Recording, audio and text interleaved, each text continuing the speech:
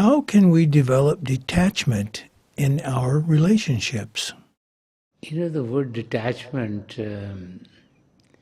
is sometimes not understood as well as it should, as we think of the spiritual arena. Most of us think of detachment as being away from something. And so we just think we are detached from this, we are detached from that, we are detached from that.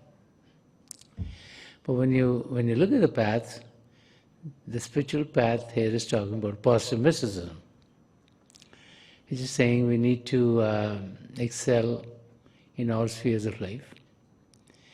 We need to fulfill our responsibilities to our families, to our states, to the community, to the world. And that means interacting with others. So how do we detach ourselves from a relationship is an interesting question we should all think about. I think the thing to understand is, like, as a human being, we need to understand our relationship with the creation and the Creator. And as we start to understand that, then we realize that we actually are a soul which is a part of God. And then, as we realize that our life here now is in the human existence, then we get to a state where the realization sets in that this phase in this human body is temporary. It's for a certain amount of time. That this is not like a permanent existence. And the activities in this world are activities which have an illusionary impact on our being. Because this is a world of Maya. This is away from the real worlds. This is a reflection of the real worlds. So we're living in a world in which we are living in an illusion. And I think once you realize that, then you are able to detach yourself from the illusion. So the key is detaching ourselves from the illusionary world and recognizing that our true connection needs to be with the spiritual worlds. And when that happens, then we realize that a true relationship is with God. Yeah? All other relationships in this world are relationships that we want to fulfill. And so the path of positivism tells us we do our very best in our jobs, we do our very best with our families, we do our very best with our friends, we do our very best with the communities, in our neighborhoods, in our cities, in our countries, and on the globe. Realizing that that is all an illusion is the key to our spiritual upliftment. And so, you have this saying in Punjabi which says, Hath karwal dil yarwal. It means like our hands to our work and our hearts to our real goals or to our beloved. And so a real goal, once we understand that a real goal is for the soul to meet God, to merge with God, to commune with God, to be one with God, then the realization that everything else is an illusion sets in. And so as we meditate, as we experience the real world, as we experience the joys of the real worlds, then everything on the world outside, pales in comparison. And so we automatically are attached more to the reality, and we get detached from the illusionary world that we are in. So I would say that to be able to find detachment in our relationship, the key is to be able to really understand, what is in a relationship, what do we think, or how do we feel, and know that everything in this physical world is an illusion. And so once you get to that realization, then you realize whether, they have ups and downs, they have any other activity happen in any one of our relationships, that is going to pass also. That those words of this too shall pass. If we focus on those words, we remember that this time in the human body will pass. And this is not the reality. The reality is in the regions within. And as we connect with them, as we meditate, as we go within and find the connection there, then automatically, we are able to get to a state where our attention then is on what will truly, truly help us, and then automatically we are not going to be having our activities in the physical world just affect us. And that's the key. The key is to be able to spend the time that we have in the physical body to be able to gain in the spiritual arena. And that happens as we meditate, as we connect with the divine light and sound within, as we experience the spiritual energy within ourselves, as we experience those states of joy and happiness and peace and bliss. Everything on the world outside pales. And when that happens, then we've really focused on what is truly, truly beneficial to us. How can we overcome the aftermath of a traumatic event? Accidents like a car accident or any other accident do happen in our lives. And when we are in an accident, we feel very bad about it. Many times we're not sure if it was our fault or the fault of someone else. If two parties are involved, we always think it's the fault of the other person. But if an accident happens by ourselves, which happens quite a few times, then we start to blame ourselves. And then we start to think, why did it happen? What should I have done before? That shouldn't have happened. And we go into the spiral, which makes it more and more difficult for us. So we should think about a state like if you have a sore in the body, and if you keep on picking at the sore all the time, it's not going to heal. Okay? So it's the same thing if an accident happened and we keep on thinking about it, we are as if we are picking at the sore and we're remembering those memories which are not pleasant to us. So what we need to do is we need to replace that memory which is not pleasant to us with memories which are pleasant to us. So memories of being with a family, memories of being with a spiritual master, memories of visiting places that gave us calm and peace are good to think about. And as we start to think about those memories which are calm and which are peaceful, which are loving, caring to us, then we'll find that our attention has gone away from that memory which was painful to us. And so it gets replaced by the memories which bring happiness into our life. And as that happens, then we'll find that we are defocusing from that painful state, because whatever the accident was, if there was damage to the car, hopefully we all have insurances, that will be taken care of. Okay. If we got hurt a little bit, hopefully with time, by being able to get medical attention, we'll feel better. And the difficult period that we're going through will pass away. It's not that if one accident happens, it's going to stay for years and years and years. Yeah. So we need to defocus from it as quickly as we can. And so the key is to focus on something which is more joyous, which is more blissful, so that we give time to heal. We give time for the attention to go away from whatever has happened. And we'll find, in a few days, in a few weeks, in a few months, it's behind us and everything back to normal.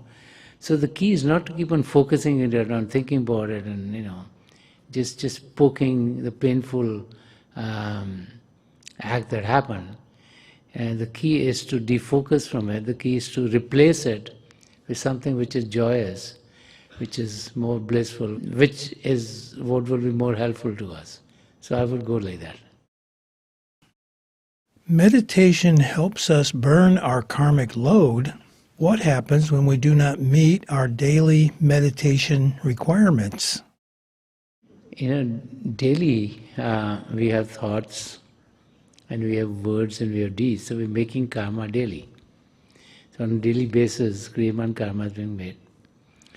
And so we've been asked to meditate for 10% of the time daily, which is about 2.5 hours. And as we meditate for 2.5 hours, we're able to take care of, burn that kriya and karma.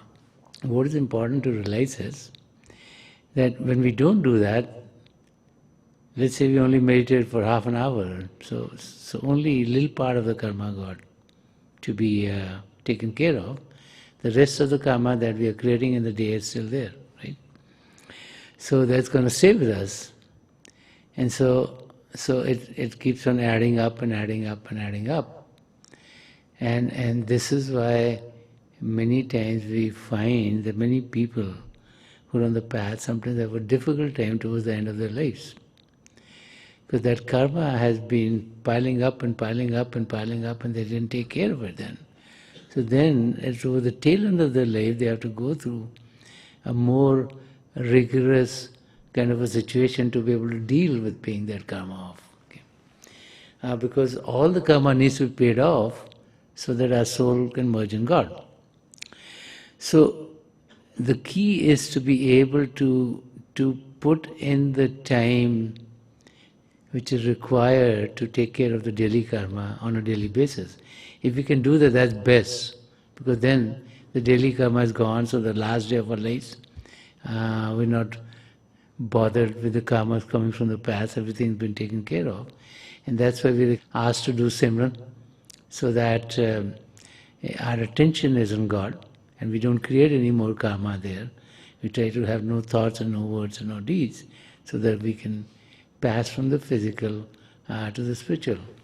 If, as we go through our life, we have an opportunity to do more meditation than is prescribed, then what happens is we got a buffer. Okay? Because we've meditated more than was prescribed, so we have a buffer. So towards the end of our life, it is much easier for us to pass through into the spiritual regions, because here we have a buffer, and if some difficulty does come in to our life towards the tail end, because of pralab karma, which has to be dealt with anyway. Pralab karma is a karma which has to go in this lifetime anyway, irrespective of our kriyaman karma, irrespective of the sanchit karma. Sanchit karma is the store of the karmas, which is associated with us. Pralab karma is one which will happen in this life. Kriyaman karma is what we create. Okay?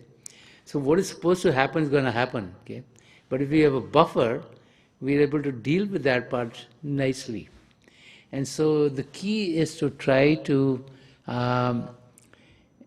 make like a little storehouse of time in meditation for ourselves, so that we who are not aware of what is going to happen towards the end of our lifetime do have some more storage of goodness that we've created for us, a spiritual wealth that we've created for us, which can be used towards the end of our lives.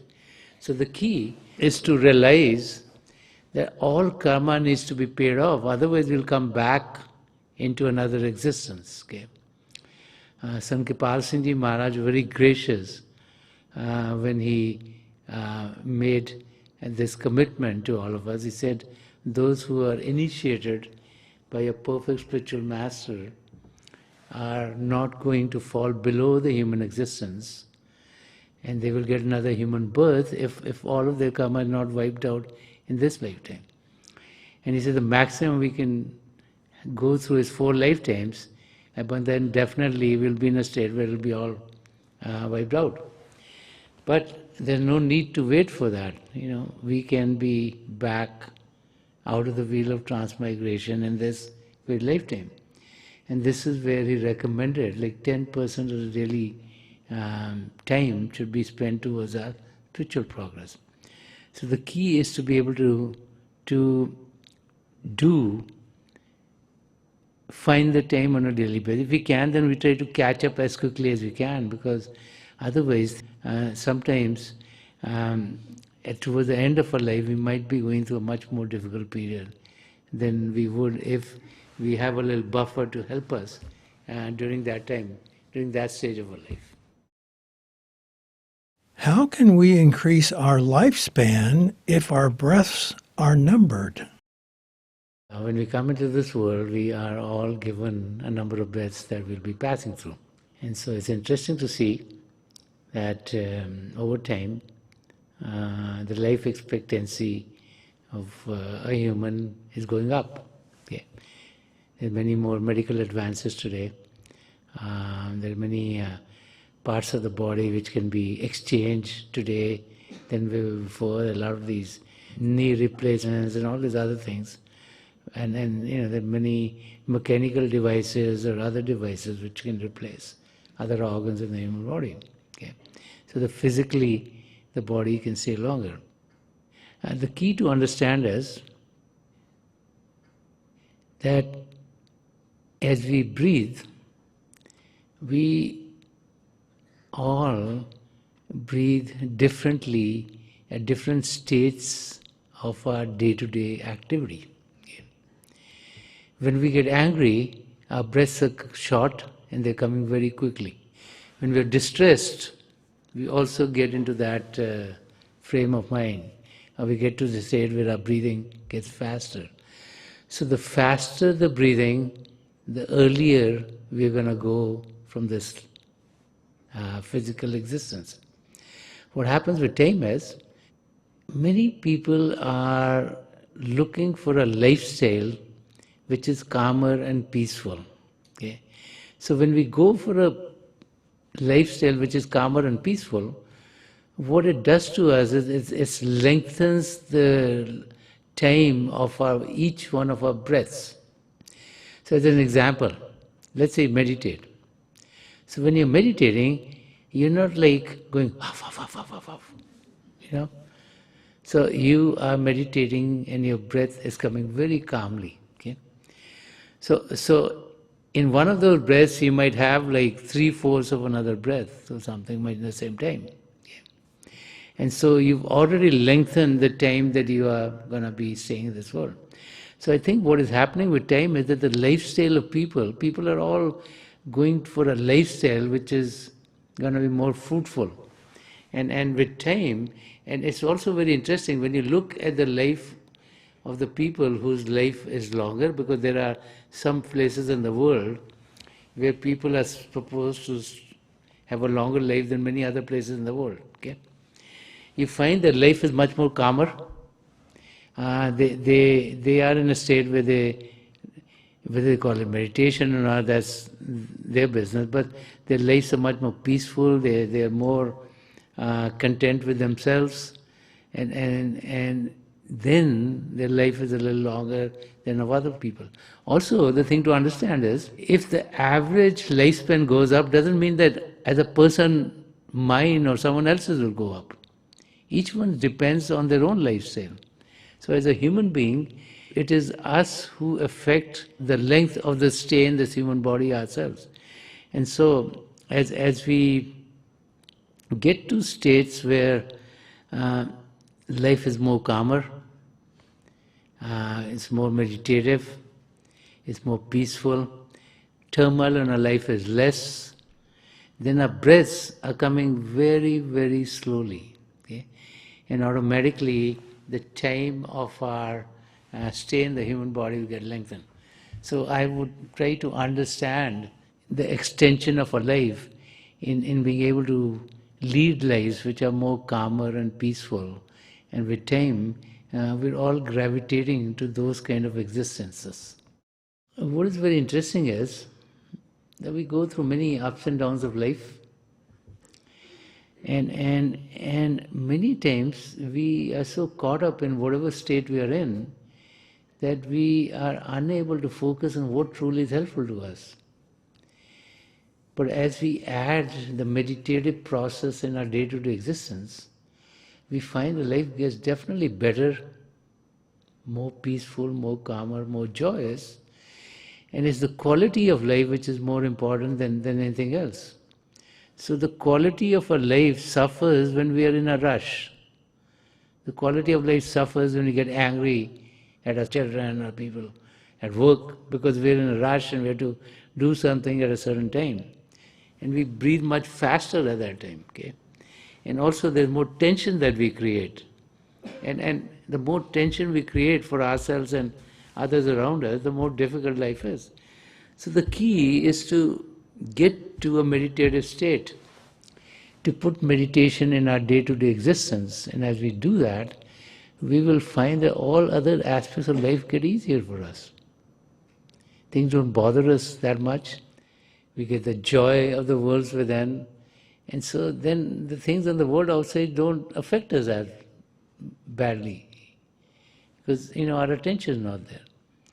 And this happens because we can connect with the source, all peace and joy within. And that's what meditation is all about. It's to make our quality of life better. It's to help us know ourselves truly. It's to connect us with God. It's to be off the wheel of transmigration.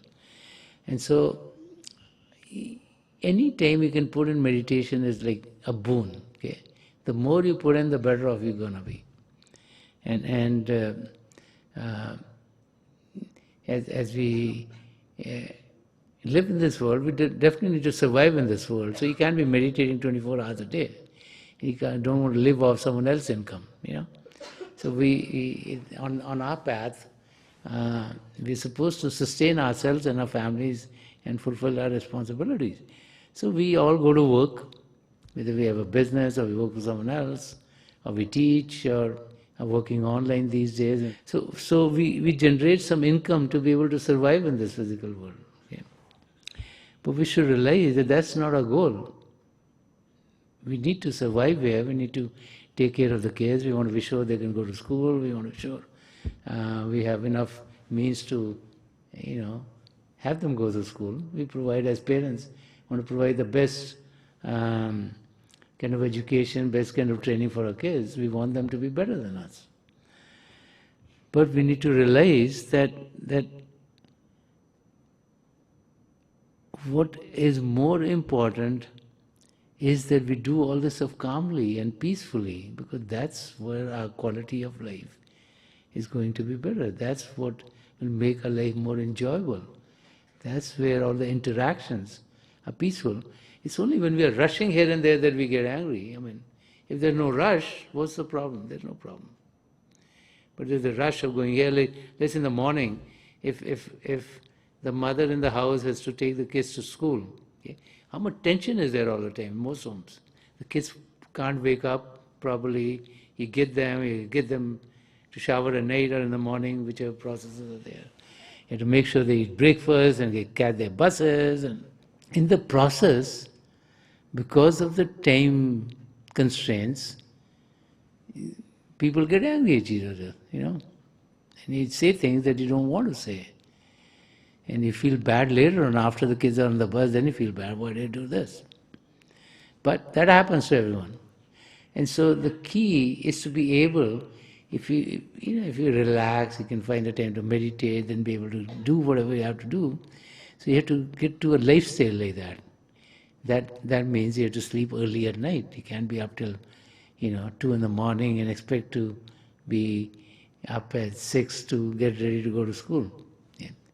So it's a question of being able to set your priorities right.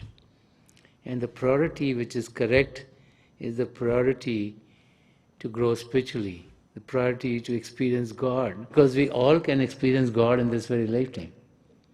There's not a single person here who can't experience God. It's our birthright. But we need to make use of that birthright. And to experience God, we need to sit in silence. There's a lot of chattering around. How are we going to experience God? This is where the meditative aspect of our life comes out loud and clear. And that's why, the talk about 10% of daily time being spent in our meditative practices has been talked about. In the beginning we might think 2.5 hours is a lot of time, but look at how much time we spend. Most people are spending over 5 hours just on the internet or something. So, when you start to think like that, then 2.5 hours is not that difficult to take out. Especially if they're going to be helpful to you. It'll be much more helpful to spend 2.5 hours in meditation than 2.5 hours on the internet. There's no doubt about that. Yeah. So we have to set our priorities, and we have to make sure that we do find the time to meditate.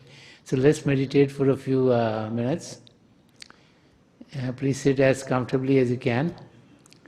Close your eyes very gently, just like you close them when you go to sleep. Your eyeballs should be straight, focus 8 to 10 inches in front of you. And as you close your eyes, those of you who've been initiated in the mysteries of beyond, please do similar. And those of you who are new here, please repeat any name of God that you feel comfortable with. This repetition of God's name should be done mentally and not out loud. I pray to God Almighty to help each and every one of us here connect with the divine power within and to experience the divine light of God within ourselves. I will be sitting for a few minutes, and may the blessings of the three great spiritual masters of the past century, Hazur Baba Savan Singh Ji Maharaj, Param Sant Kripal Singh Ji Maharaj, and Dayal Purush and Darshan Singh Ji Maharaj, be with each and every one of you, and may you be guided towards the light. I'll be getting you out of this meditative state, and my best wishes are with each and every one of you.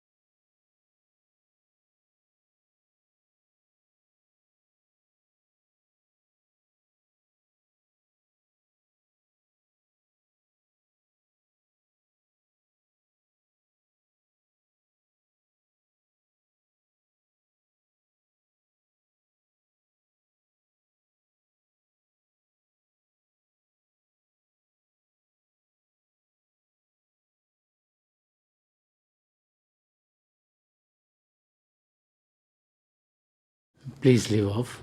And please leave off.